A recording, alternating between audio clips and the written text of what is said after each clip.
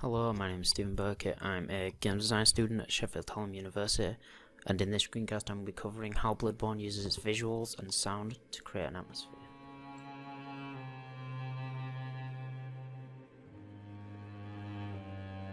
I'll start by going over what atmosphere is, what Bloodborne is, how atmosphere is created and why it is important to video games, and specifically to Bloodborne.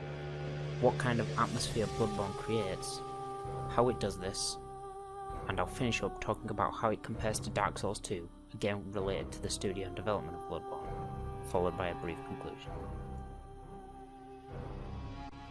What is atmosphere? Let's start off by going over what atmosphere is.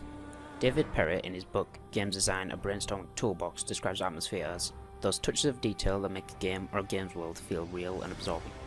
I feel this is true, although I also feel atmosphere comes from the way these details complement not only each other, but other elements in the game, such as story and mechanics.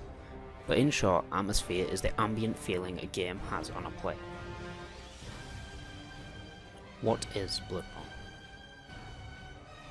Bloodborne is an action RPG game released exclusively for the PlayStation 4 in 2015.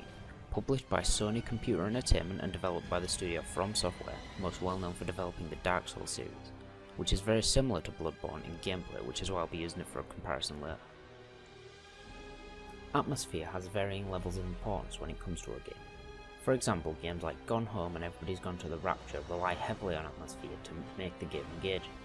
This is because the games have very few mechanics and the gameplay is very simplistic, mainly consisting of walking around collecting clues and keys to open doors and find out more about the story.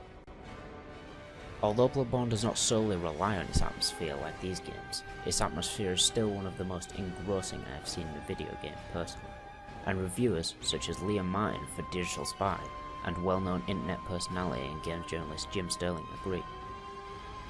How atmosphere is created and why it's important. Atmosphere in a video game is created by bringing together a combination of visual, audible, and mechanical elements to trigger an emotion within the player, in quite a subtle way, a lot less obvious than the emotional reaction created by a character death or an emotional scene would. Tynan Sylvester says in his book that humans have countless emotional triggers, and goes on to talk about a few factors that affect them. This means that there are countless ways a game can create atmosphere by playing on these emotional triggers. For example, in Bloodborne's hub world, The Hunter's Dream, the area is very bright, all the NPCs talk in a very soft and relaxing tone, and the ambient music is very soft and orchestral, which gives the area a very relaxed feel.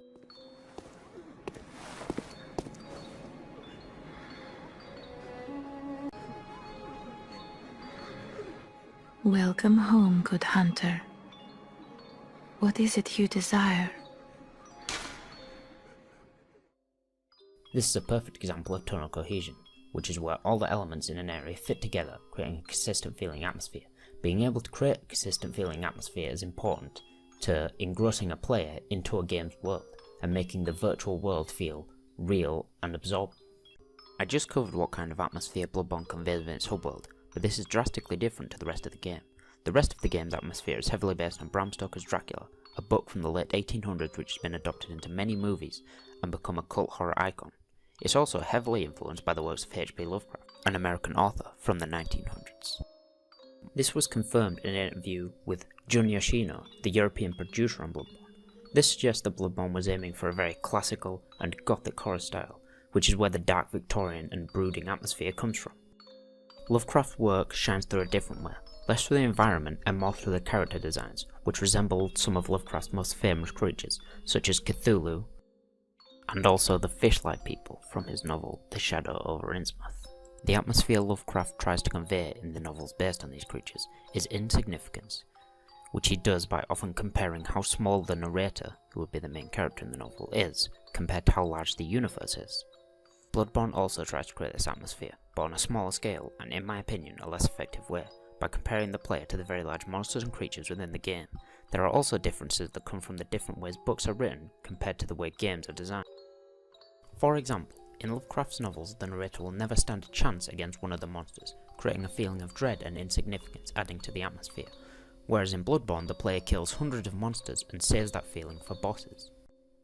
This is to balance out the atmosphere, since in the game you don't want the player to be constantly fearing death, because this will make the game stressful to play. So to balance this, having less strong enemies with a lower risk of death helps the player relax a little. Just from a general overview, Bloodborne creates a very creepy atmosphere, purely using its visuals and sound without going into any specific details. But going into these details reveals just how in-depth the atmosphere is, and how it changes and affects the player through the game. For example, at the start of the game there is a pretty unnerving atmosphere set out by the fact that there are these statues of monsters within a church. A layer is then added to the atmosphere when the player discovers that these monsters are prayed to and treated as gods, which makes the unnerving feeling stronger. The atmosphere is then kicked up another level when the player discovers that not only are the monsters real, but they have been watching him as he's been playing through the game. Comparison to Dark Souls 2 and conclusion.